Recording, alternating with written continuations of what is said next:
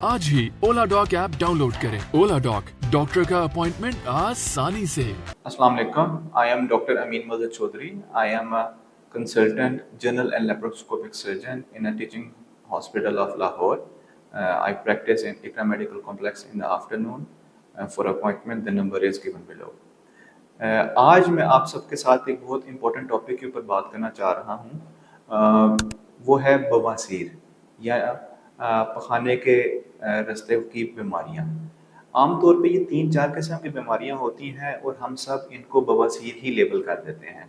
जो भी किस्म का मसला हो पखाने वाली जगह का, तो हम उसको बवासीर कहते हैं या पाइल्स कहते हैं और उसका इलाज शुरू कर देते हैं बगैर किसी डॉक्टर को दिखाए।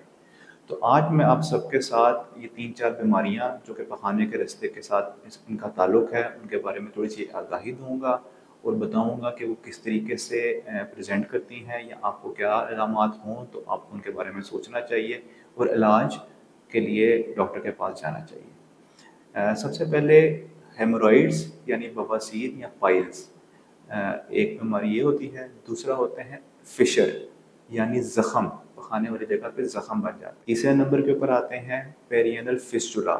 फिस्टुला जो होते हैं सुराख होते हैं जो कि जिल्द के साथ पखाने वाले हिस्से की जिल्द के साथ और अंदर पखाने वाले रास्ते के साथ इनका ताल्लुक़ हो। तो बाज़ दफ़ा कुछ मरीज़ मैंने ऐसे देखे हैं जो कि रसोलियों को, कैंसर को बवासीर समझ के इलाज करवाते रहे हैं, उसका ऑपरेशन भी करवा लिया, लेकिन वो बाद के अंदर एक रसोली निकलती है जो कि डिले करने की वजह से लेट स्टेज पे आ जाती है और फिर मरीज़ की जान जा सकती है। तो हेमोरॉइड्स के बारे में यानी बवासीर के बारे में, बवासीर बेसिकली पखाने वाली जगह के ऊपर कुछ खून की रगें होती हैं जो कि हमारे पखाना करने के अंदर पखाने को बाहर खारिज करने के अंदर मदद देती हैं ताकि वहाँ पे कोई ज़ख़म ना बने। लेकिन कुछ वजूहात की वजह से, जिनके अंदर सबसे ज़्यादा कॉमन कब्ज़ है, दायमी कब्ज़, इसकी वजह से जब कॉन्स्टिपेशन या कब्ज़ होती है तो खाना ज़ोर लगा के करते हैं, उसकी वजह से वो खून की रगें फूल जाती हैं, सूज जाती हैं, उनमें से खून बहने लगता है। बाज़ मरीज़ कहते हैं कि जी हमें पखाने वाली जगह पे मोके महसूस हो रहे हैं, बाज़ कहते हैं हमें खून आ रहा है। ये सारी अलामात बवासीर की हैं। लेकिन बवासीर के साथ जो खून आएगा उसमें अमूमी तौर के ऊपर दर्द नहीं होती, दर्द का अंसर बहुत कम होता है। ज़्यादातर खूनी बवासीर होती है या मौके का बाहर आना, दायमी बवासीर भी कहते हैं इनको। इनकी अलामात क्या होती हैं, जैसे मैंने भी ज़ाहिर किया कि ब्लीडिंग के साथ, खून के साथ, खारिश के साथ, और ऐसे लगता है जैसे पखाने वाली वजह से कोई चीज़ मौका या कोई चीज़ बाहर आ रही हो। इसके बरक्स जो एनल फिशर होता है यानी ज़ख़म होता है, वो पखाने वाली जगह पे एक ज़ख़म या क्रैक बन जाता है। वजह इसकी भी कब्ज़ ही होती है। जब पखाना जो है नहीं करते, पखाना रोक के रखते हैं या कब्ज़ की शिकायत होती है तो पखाना सख्त होने की वजह से पखाने वाली जगह के ऊपर ज़ख़म बन जाते हैं जिनको एनल फिशर कहते हैं। इसके अंदर भी खून आता है मरीज़ को ख़ास कर, और इसकी जो ख़ास निशानी है वो शदीद दर्द है। पखाना करते हुए शदीद दर्द का होना, ये जो है एनल फिशर की तरफ हमें लेके जाती है। तीसरी चीज़ है फिस्टुला, पेरिनल फिस्टुला। फिस्टुला क्या होते हैं, ये एक सुरुंग की तरह की मानद की चीज़ होती है। सुरुंग क्या होती है, जो कि हमारी जिल्द के साथ, पखाने वाले हिस्से की जिल्द के साथ और अंदर पखाने वाले रास्ते के अंदर एक कम्युनिकेशन या एक सुरुंग सी होती है। इसकी अलामात क्या होती हैं, होता है कि जी कुछ ना कुछ पखाना या पीप या कोई ना कोई मवाद हमेशा पखाने वाली जगह से खारिज होना, खारिश का होना, और बाज़ दफ़ा आपको लगे वहाँ पे कोई सुराख सा महसूस, पखाने वाली जगह पे कोई दाना या कोई सुराख सा महसूस होना।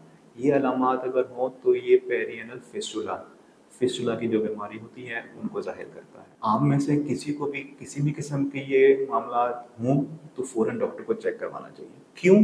क्योंकि तीनों का इलाज फ़र्क है। अगर बवासीर होती है तो उसके लिए वजह जो है वो है कब्ज़ की शिकायत। फिशर के अंदर, ज़ख़म के अंदर भी कब्ज़ होती है, तो हमें अपना लाइफ़स्टाइल, ज़िंदगी गुजारने के तरीक़ों को थोड़ी सी तब्दीली करनी होती है। वॉक को, पानी का इस्तेमाल ज़्यादा करना होता है, फोक वाली चीज़ें इस्तेमाल करनी चाहिए, अपनी हाजत के जो औकात हैं उनको दुरुस्त करना चाहिए।